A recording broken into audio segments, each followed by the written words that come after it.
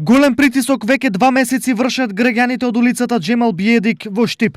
Тие се револтирани од фреквентноста, но пред се од несовесното и брзо возење по неа.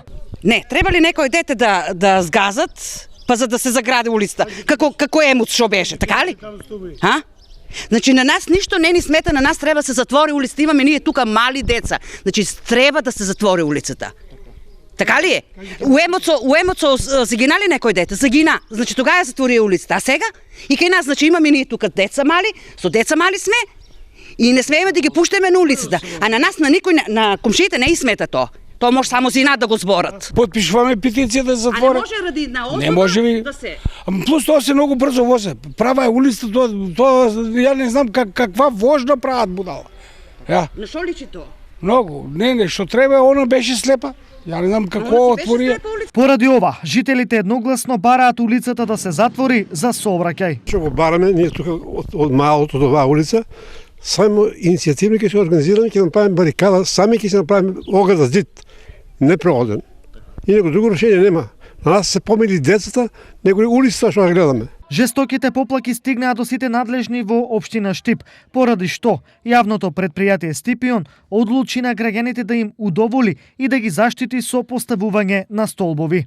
Меѓутоа, со граѓаните и одлуката на Стипион никако не се согласува сообраќајниот инспектор Оливера Блажева. За неа, оваа улица е влезена во урбанистичкиот план како сообраќајна и од ова не отстапува. Уште со изградбата во 1994 година, оваа улица е влезена во планот како сообраќајна и нејзиното затворање би било спротивно на законот и моите ингеренции. Изјави денес за телевизија Стар Блажева. Секако овој став не ги задоволи очекувањата на жителите, кои и понатаму се категорични дека Джемал Биедик е ризик за сите нив и тој да се елиминира. Па ние ќе размислиме, ние ќе размислиме. Многу убаво ќе размислиме околу оваа работа. Како нешто се размислува длг период, години и пол, и ние ќе размислиме. Дали ќе гласате, дали ќе одите на...